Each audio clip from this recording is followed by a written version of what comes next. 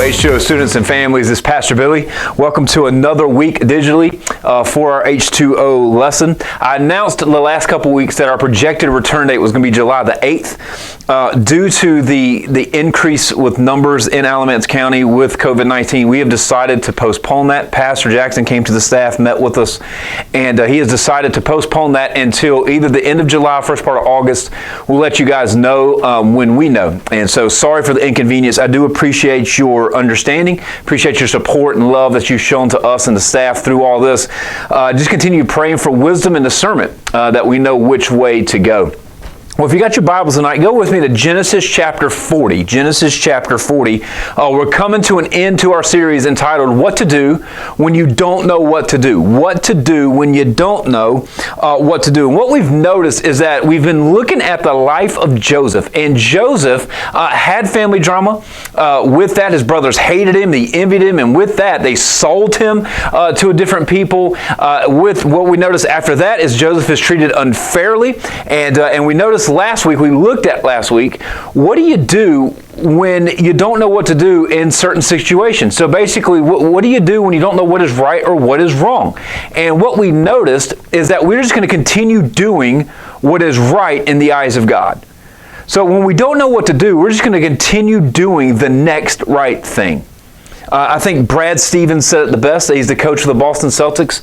He said, discipline and toughness is doing the next right thing over and over and over again. So if you want to be spiritually mature, spiritually tough and sound, what you're going to have to do is continue doing the next right thing over and over again.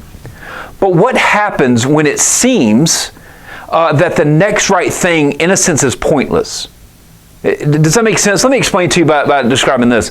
I love movies. I love to watch movies. Samantha, not so much. She's more of a TV show kind of person. That's good too, because it's kind of the same principle. But I love to watch movies. So some nights she'll go to bed early, and I'll stay up and watch a movie. I just love movies. And my favorite type of movie is always a suspense, kind of drama, action-filled movies. And here's what I mean. Take the movies where a daughter or a friend of someone's daughter or something gets kidnapped, right? You have all those movies everywhere. They get kidnapped, and the father of the daughter becomes this superhero in a sense, and he goes and rescues his daughter. And maybe it's because Samantha is due with the daughter here soon. But I just get thrilled about those movies. But what I like about it is that what we're going to find out through the movie, through flashbacks, is we're going to find out why the father and the daughter, why he's going after her so much.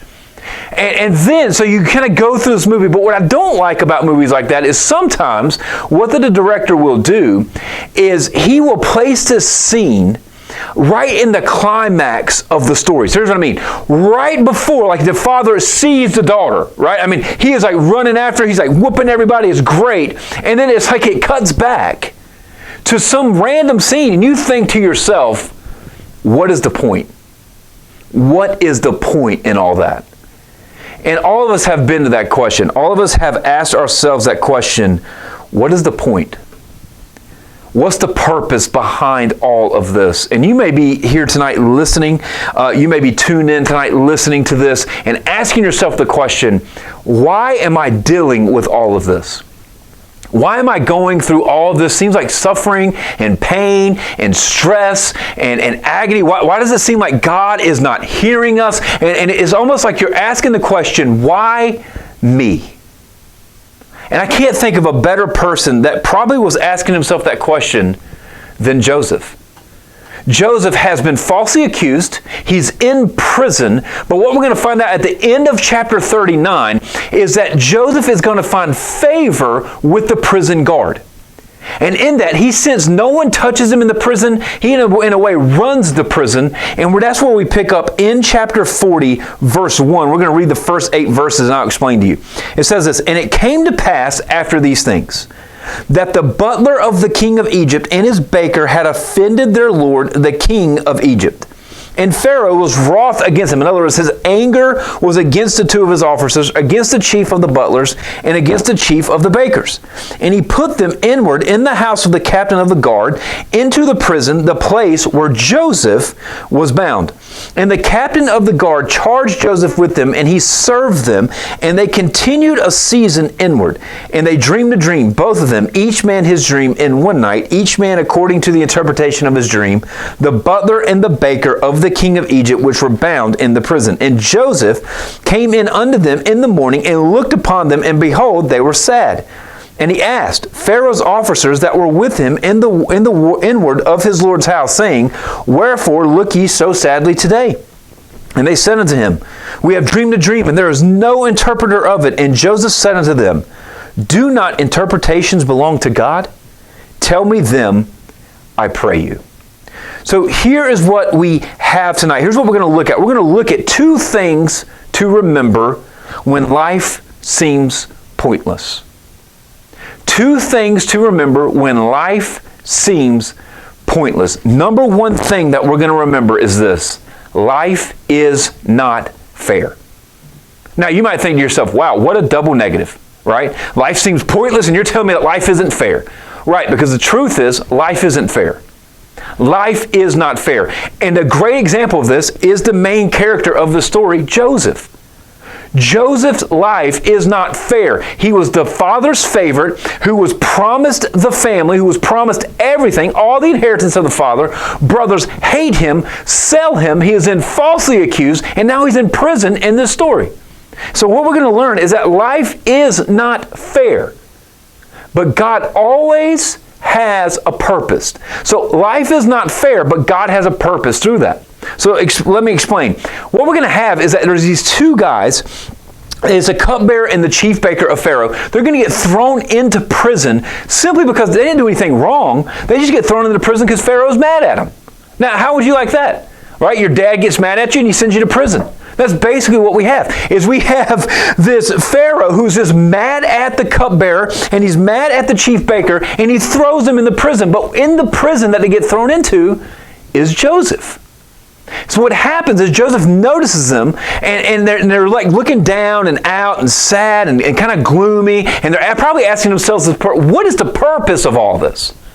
Because, see, they had a dream, and that dream they could not interpret. And they're probably asking themselves, why in the world did I have this dream and I can't interpret it? But Joseph can't interpret it because God is the interpreter of their dreams.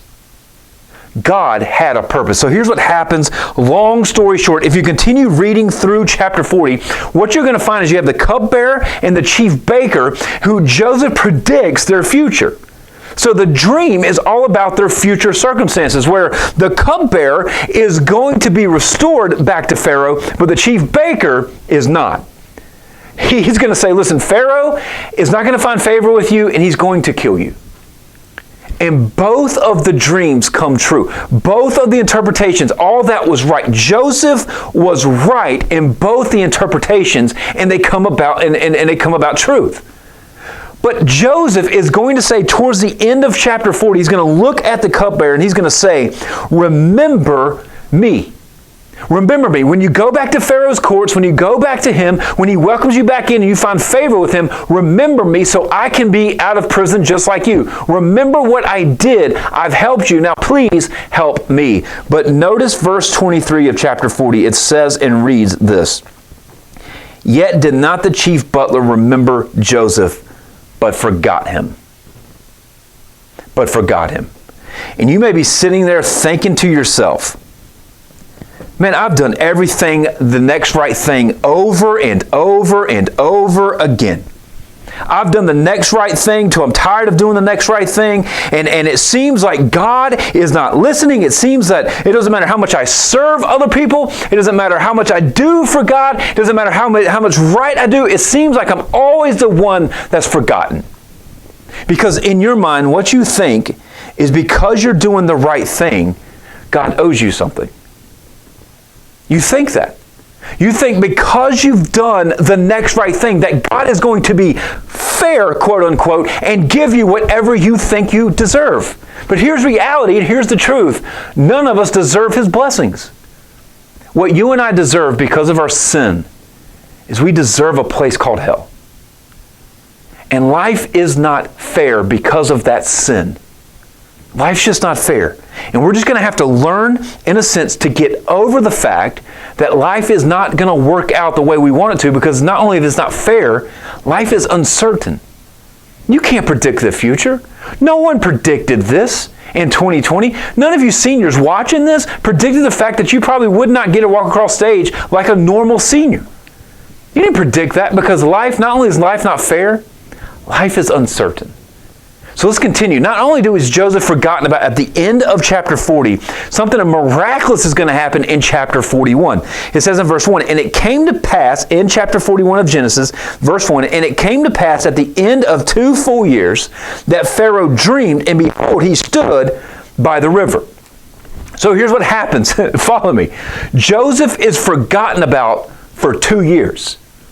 So Joseph continues to do the next right thing. And for 2 years, he's forgotten about. For 2 years, the cupbearer forgets. But something amazing happens, and it always happens during our uncertainty, and it's this. God is going to step in. Pharaoh's going to have this massive dream that there was these 7 good, fresh-looking cows and 7 starved, ugly-looking beasts of a cow. These little 7 ugly beast-looking cows ate and devoured the fresh-looking cows. And he had this dream, right? And it was a weird dream. And all the interpreters that he's hired to interpret his dreams and to interpret others' dreams, those who's paying and those who are in the house to do that, cannot interpret the dream. They can't. So what happens is, I want you to look down, I believe it is in verse 9, then spake the chief butler unto Pharaoh, saying, I do remember my faults this day. Now this is awesome. Follow me. Here is Pharaoh, the boss of the house, basically has a dream that no one can interpret. It then registers with the chief butler, I was the same guy. I had a dream, I couldn't interpret it, but I remember this Hebrew, this young guy that interpreted my dreams for me. And the amazing thing is, he then tells Pharaoh and the house, he says, it's Joseph, the guy you have in the prison, that's the guy. He interpreted my dreams, all those dreams came true, and Pharaoh then sends for Joseph. Joseph then, he shaved, the Word of God's going to say in chapter 41, that he shaves, he cleans himself up because he's in the presence of Pharaoh. He cleans himself up, Pharaoh gives him the dream, Joseph interprets the dream, and what we're going to find is that Joseph is made ruler over Egypt. Pharaoh gives him a wife, they have children, he has a family. He's the ruler of Egypt. He becomes, in a sense, second in command underneath Pharaoh. He again restores his job that he once had before falsely accused. But it has been 2 years. Can I tell you this one? It's been almost 13 years since his brother sold him. Life is uncertain. Life is unfair. You cannot predict the future. You don't know sometimes, and that's okay. Some of you have a plan that you're going to leave high school and you're going to go pursue this degree. And I will say to you, good, I'm glad you have a plan. But what happens when that plan backfires? What happens when you live in a moment where you think, this is the way life's going to be, but yet life doesn't turn out the way you think it should? What happens? What's your response in that? And here's what I want to leave you with. If you are that person tonight that's saying, life has been so unfair, I've been so angry, I've been so bitter, I feel like God owes me, remind yourself God doesn't owe you. Because of this. Because of your sin, life's not only fair, but life's uncertain. You can't predict it, guys, and you can't change it. God's got a plan and God's got a purpose. So here's what I want to leave you with. When you don't know what to do, when life feels ridiculous, when life feels pointless, when life seems unfair, when life seems uncertain, remember this, that your problems can position you for a purpose. Maybe what you consider right now to be struggles and anxiety and suffering, God is saying, but I have a bigger purpose for that. Follow this. It's the gospel in the works. Because what seemed so unfair, that God went silent for hundreds of years between the last book of the Old Testament and the Gospel of Matthew, the nation of Israel was probably thinking, this is not fair. Life seems so uncertain right now, but lo and behold, here came a man named Jesus. And right now, if you're facing that fact that you are uncertain, that life seems so unfair, listen to this. Life makes sense when you're a child of God. When everything else is stripped from you, when everything else is taken from you, you can find identity, you can find purpose, you can find reason because you belong to Christ. So if you're watching this video tonight and you're not a believer in Jesus, I challenge you tonight to remind yourself that life is unfair and life is uncertainty, but you can be certain about one thing. There is an eternity. And there's a heaven and there's a hell. And my question to you tonight is this: which one are you going to choose? Do you keep rejecting God and choose hell? Or do you say, I feel God is calling me within His workings of His Spirit. I feel this conviction within my heart that I am a sinner. I am in desperate need of Jesus. And you choose, in a sense, heaven. What's going to be your choice tonight? 2, if you're a believer and you are feeling this weight of uncertainty, you're feeling this weight of life is not fair, understand this: your problems can position you for a purpose. Your problems can position you for a purpose. I hope this message touched you. If it did, please contact me, whether that's text message, email, social media. Let me know how we can help you. I love you guys, praying for you. Thank you so much for tuning in.